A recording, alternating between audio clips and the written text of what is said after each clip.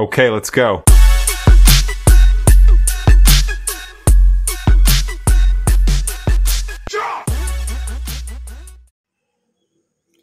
Hello, magandang araw sa lahat at nandito muli tayo, Romy Sabaldan, at binalikan natin ang Samal Island Davao City Connector Bridge at kung ano ang mga latest development doon. At una ay pinakita natin sa title natin na Samal Island will be the one to be greatly benefit of the construction of the bridge. Kaya itong medyo laid back pa sila ngayon. Pero pinag-usapan pa lang yung tulay na yan. Many of the investors have already relocated their businesses in Samal. Lalo na yung mga nasa entertainment at tourism business. At malapad ang lugar sa Samal Island. Ang Igakos na ngayon kung tawagin, Island Garden City of Samal, at meron na nga silang bagong city hall doon. At ang inyong matutunghayan ay ang kanilang malapad na city hall grounds. Ito yung area na ang sinasabi nga natin ay Samal is prepared for the big league. At lalo pa ngayon na napag-usapan na marami ng mag-relocate na business establishments doon. Kaya itong nakikita natin dito mula sa Davao City side of the bridge ay ang kasalukuyang patuloy na ginagawang tulay sa SIDC. Yan yung mga Chinese engineers na nakabisikleta lang para sa kanilang lunch break. At ito yung, dito magsisimula yung Sea Crossing Bridge. At ito na nga, dito tayo sa side naman kung saan ginagawa itong tulay talaga. Itong mga kaison niya, itong mga bridge piers, yung pile foundations niya, napakalalim dito ang pile foundations niya. According to official sources ay umaabot na siya ng lalim na 120 meters. Yan yung mga kaison niya kung saan tinatrap nila yung tubig para makapagtrabaho sila at magawa nila yung pile foundations. 100 to 120 meters nga. Ang pinakamalalim dito yung 120 meters. Baka dito na yun sa kanyang mga navigating channel na napaka taas naman yung kanyang navigating channel. Ito yung side kung saan ang makikita mo lang yung craneway. Yung launching craneway nila na sabi nga ng iba, oy, ang ganda ng tulay, pero hindi ba yan ang tulay? Yan yung service launching craneway. At dito sa side na ito yung pangmayaman na lugar na dati ay tinatawag na Davao Beach Club na ngayon ay pagmamayari na ng Damosalan. Dito mo makikita yung activities ng mayayamang residente sa Davao City na may kanya-kanya mga yate. Meron pa silang mga compound sa kanilang, may sariling compound sa kanilang mga yate. At dito ay naghahanda sila for the launching. Yung tulay sa Samal, magiging joyride na lang nila yon. Kasi patuloy silang magtatamasa on the exotic way of the island. Dito nga natin sa side na ito, dito ay makikita natin na ang dami nang naitayong mga bridge piers.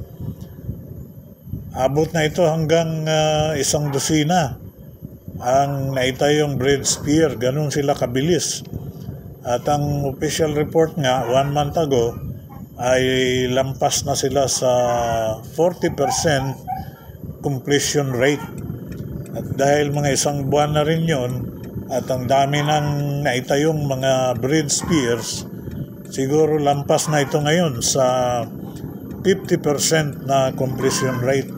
Yung makikita natin yung mga tao na nasa taas na nagtatrabaho para sa finishing ng mga naglalakihang mga higanting mga haligi ng malaking tulay. Ito ang mga haligi sa rampa naman na gagawin palabas doon sa Lanang hanggang yung isa papuntang Lanang, mag letter Y siya doon papuntang Lanang, yung isa naman papuntang Rafael Castillo Street, kung saan ay tinatayang nagko-connect naman siya doon sa Davao Coastal Road, kung saan doon siya lalabas sa Jerome, yung Davao Coastal Road, papunta naman straight ahead to the gentle slope of the SIDC Bridge sa Rafael Castillo side. At dito nga siya papunta sa mga gagawing rampa dito, and then again straight ahead will be the Sea Crossing Bridge, which has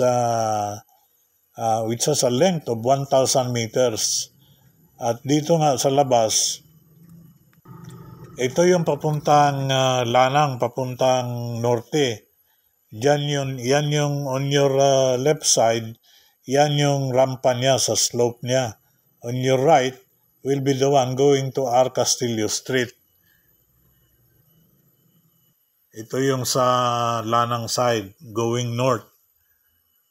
At ito naman yung sinasabi natin going south sa R. Castillo Street.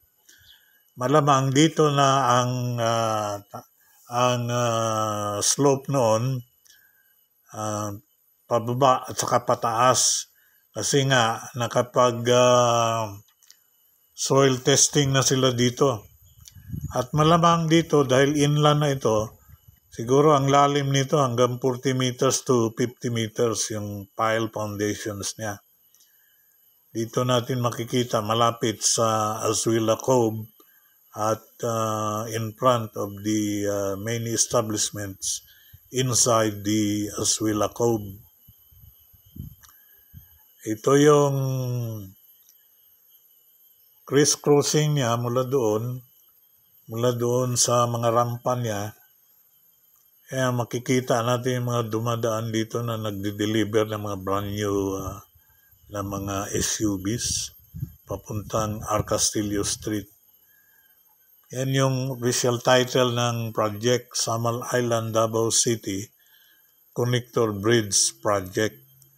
Kaya siya tinatawag na SIDC. The initials of Samal Island and Davao City. Actually, Samal Island's official name now is Igacos, or Island Garden City of Samal.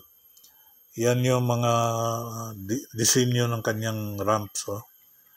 Yung isa on your left papuntang Lanang, on your right papuntang R. Castillo Street.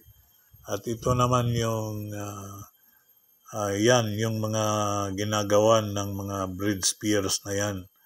At marami na nga siyang naitayo, abot na hanggang 100 at palabas na siya doon sa Lanang at papuntang R. Castillo Street. Mamaya matutunghayan natin kasi may slope din siya. Dito yung mataas na parte ng mga bridge piers. Ito yung palabas na mga dito. Palabas na yung mga haliging yan. Kaya hindi na siya masyadong mahaba. Pababa na siya Slope din siya Pero yung tulay, yun mismong Sea Crossing Bridge, ay malamang level din yan, kagaya ng ginagawa nila sa Bukana Bridge.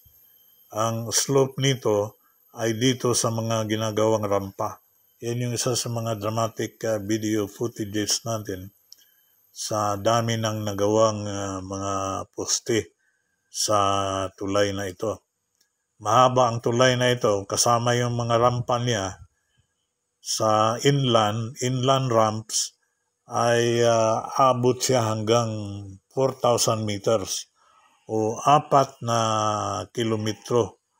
So sa ngayon, dito sa Davao City, siya magiging pinakamahabang tulay. Yan yung mga ramps niya. At dito yung papunta sa Lanang, papuntang SM na yan.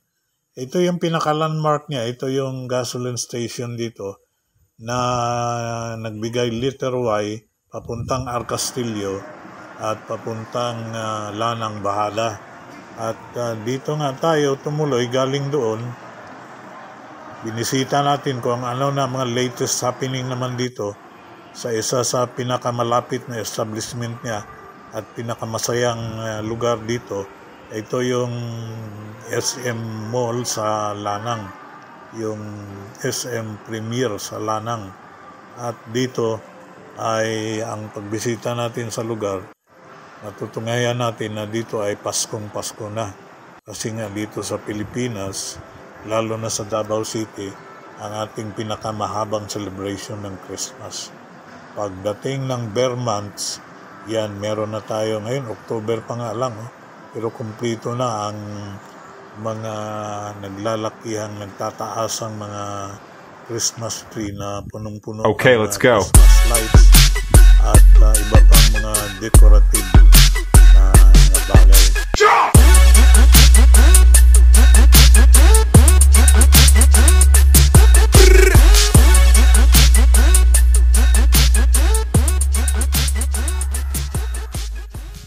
So mula dito sa ngayon ay magpapaalam na ulit tayo at maraming salamat sa inyong pakikinig. Hanggang sa muli.